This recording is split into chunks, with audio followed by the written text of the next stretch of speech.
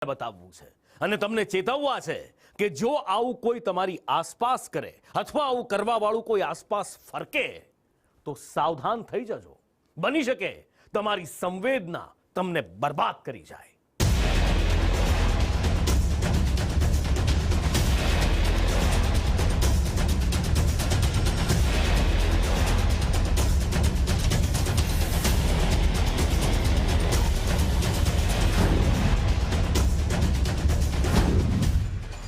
આ CCTV footage જુઓ.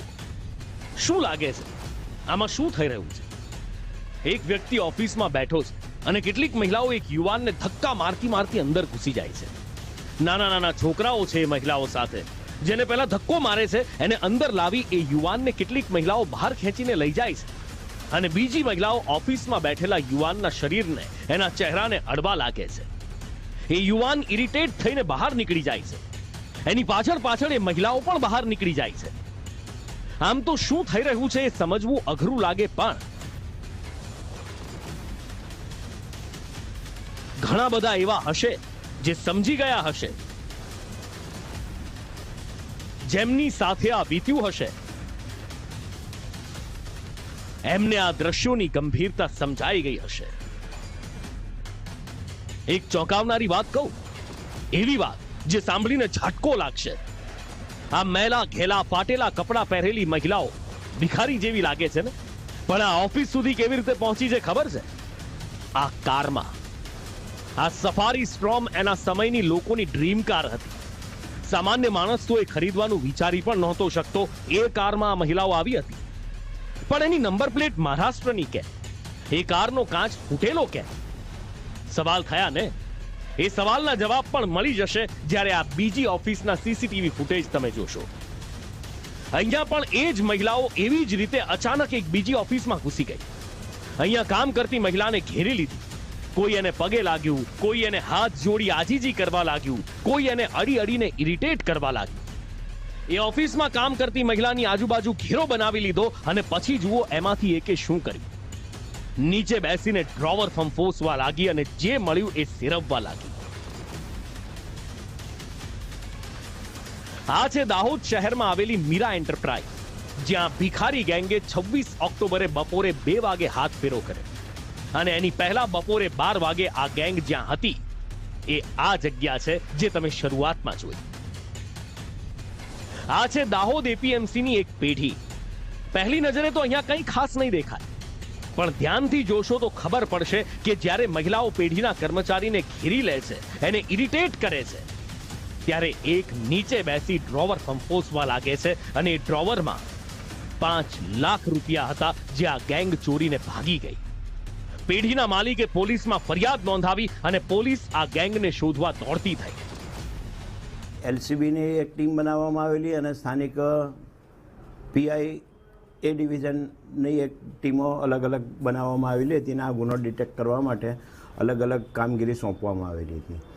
જેના આધારે દાહોદ નગરમાં અલગ અલગ સીસીટીવી જે ખાનગી લાગેલા છે તે તથા દાહોદ પોલીસના નેત્રમની હેઠળના જે કેમેરા આવેલા છે તે બધા સર્ચ કરવામાં આવેલા.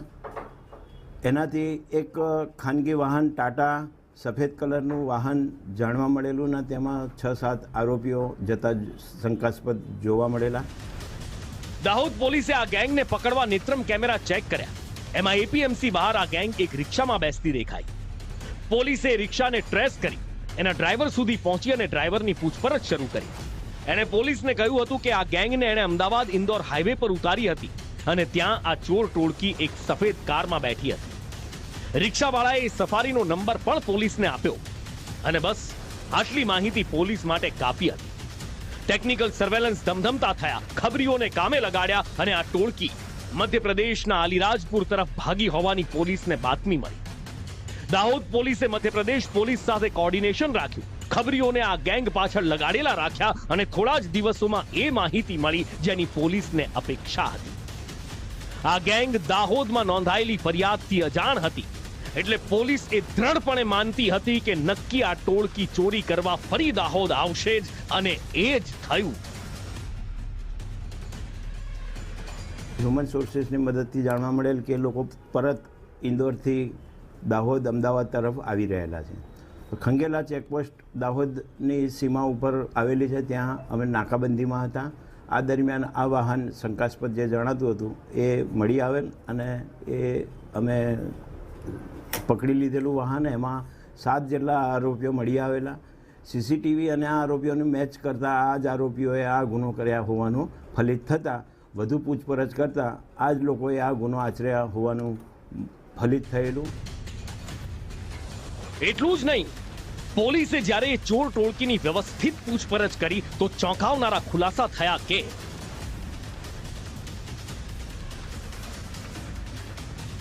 ભિખારી બની ચોરી કરતી આ ગેંગ એક પરિવાર છે. આખો પરિવાર ભેગા મળી ચોરી કરતો. આખા ગુજરાતમાં આ ટોળકીએ આતંક મચાવ્યો હતો. આ ગેંગે દાહોદ, પોરબંદર, વડોદરા અને અંકલેશ્વરમાં તરખાટ મચાવ્યા હોવાનું કબૂલ્યું છે. પોલીસ હજી પણ તપાસ કરી રહી છે કે બીજા કયા કયા જિલ્લાના લોકોને આ ગેંગે લૂંટ્યા છે. દાહોદમાંથી ચોરેલા 5 લાખ રૂપિયા અને બીજો મુદ્દામાલ પોલીસે કબજે કર્યો છે. એટલે જો તમારે ત્યાં આ ગેંગ આવીને તમને બરબાદ કરી ગઈ હોય તો હવે તમારા લૂંટાયેલા પૈસા પાછા મળવાની આશા જાગી છે. અને હા, આ એક ગેંગ નથી જે ગુજરાતમાં તરખાટ મચાવે છે. શહેરે શહેર આવી ગેંગ છે જે ભિખારી બનીને ત્રાટકે છે, હાથ જોડી પગે પડી બરબાદ કરીને જતી રહે છે. એટલે જરા સાવધાન રહેજો. ચેતતા નર સદા સુખી. ક્રાઇમ એલર્ટ માટે હેમલ પંચાલ, સંદેશ ન્યૂઝ, દાહોદ. જ્યાં 33